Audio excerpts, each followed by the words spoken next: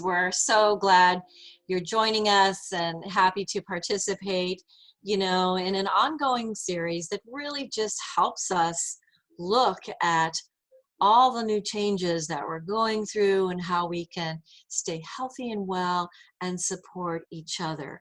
So today I'm going to be sharing a little bit more about how do we incorporate all these new changes pretty much into our social skills and our ways of relating to one another, because a lot has changed.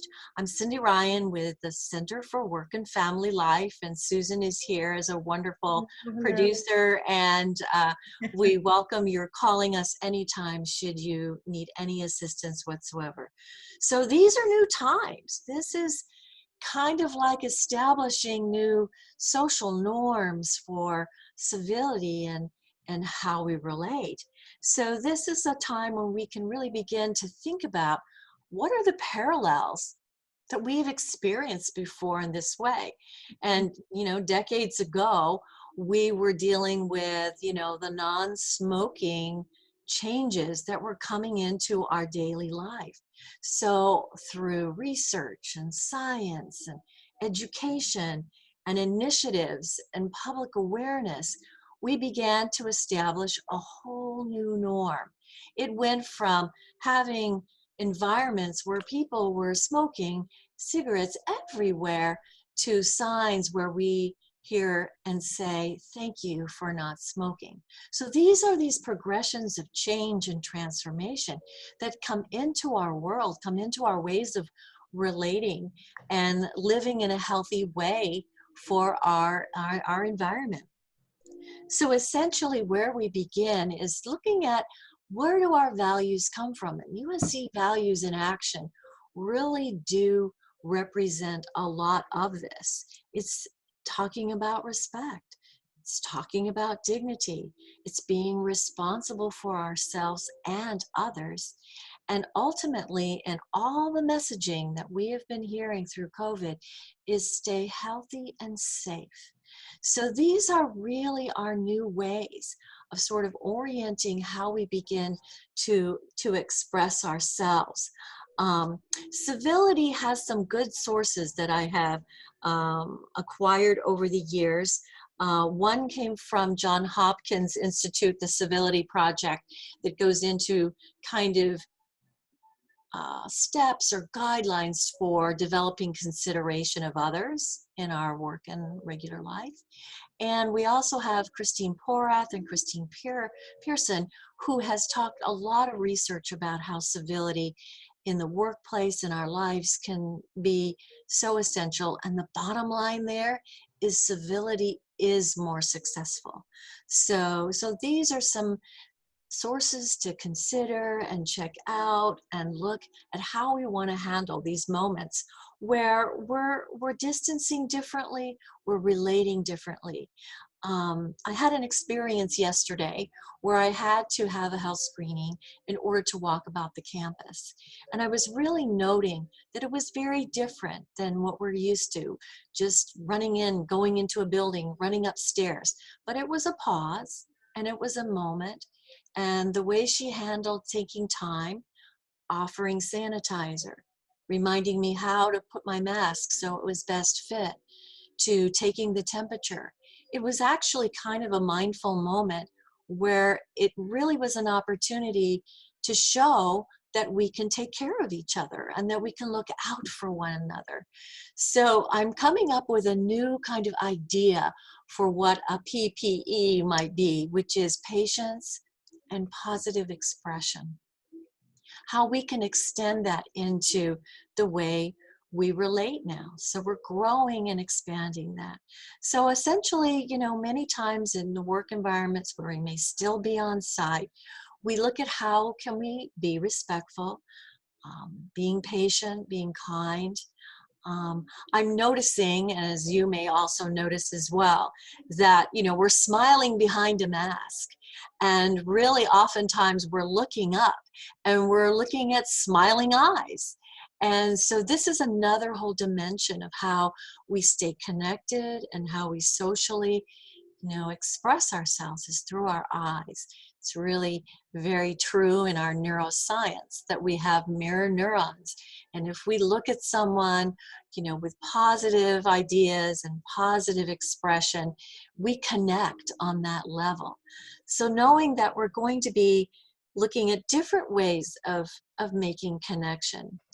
When you're in the environments, we have to sort of do the same adage of thank you for not smoking. Thank you for wearing your mask. Appreciate it.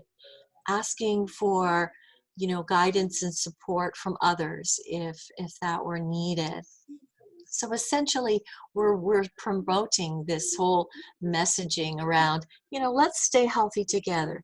The intention is, hey, let me protect you and us together. It's very much, a shared experience there.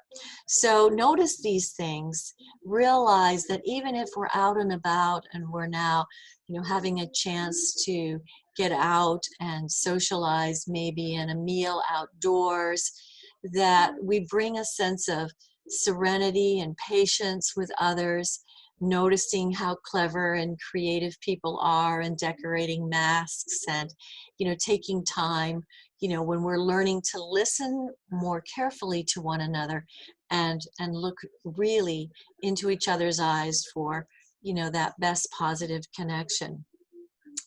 The other dimension of what I'm learning too is, how we're relating on Zoom meetings, just like we are right now. I got an example of a very thoughtful message from someone today as I'm preparing for a talk tomorrow. And she was simply asking, how do you like to have your Zoom meetings? Do you want people to be visible? Do you want to have sound available? And I'm thinking, yeah, this is what we're doing now. We're asking each other to be visible, to know how to put ourselves on the mic or when we transition. And again, it's patience and it's positive expression that goes into this. To have really, a time where we can stay fully present. Now, if you're a manager or supervisor, I would suggest and recommend, making that known, making it clear when meetings are really important for everyone to be fully present, fully attentive, to know that if sometimes meetings are too large, you may want to make smaller, more closed meetings so that you can keep those connections, very open and fulfilling. So let's kind of look at anything we would do in a big staff meeting. Look at how we manage our phones or how much we might be distracted with an email. So noting when something is really important for full attention and full presence. I think we're all, in a way, sort of enjoying these happy mishaps and interruptions with children and pets, or an environment that goes around, because we do get an opportunity to get a glimpse into a wider perspective of who we are as people, as employees in our homes.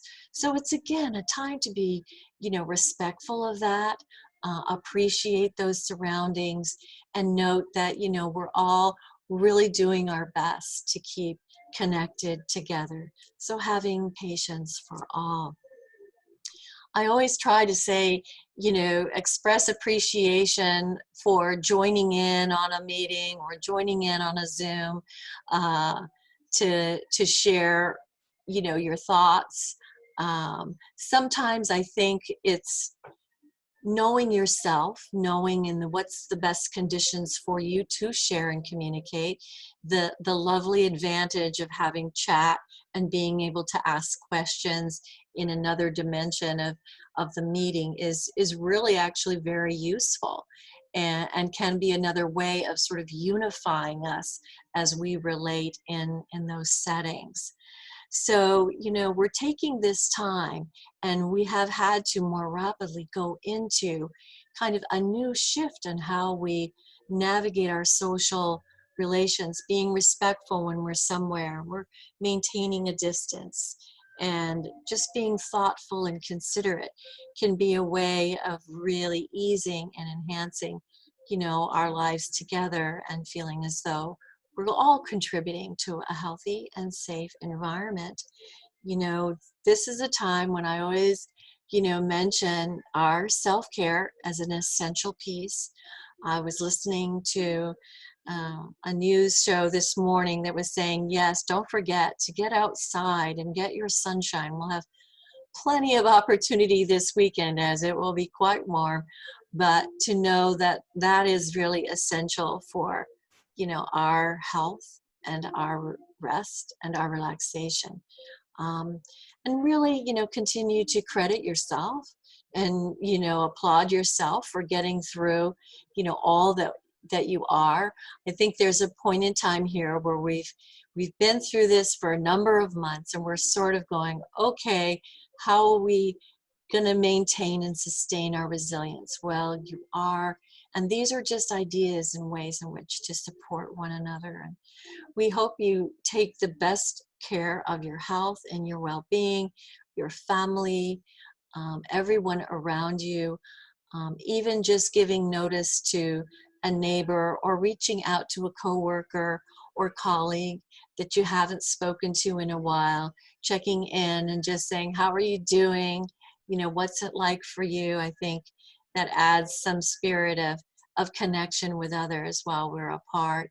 So I want to share with you if Susan has any one coming through on chat or questions or anything that we can help out with today. I don't see anything at the moment. All right. That was excellent. Well,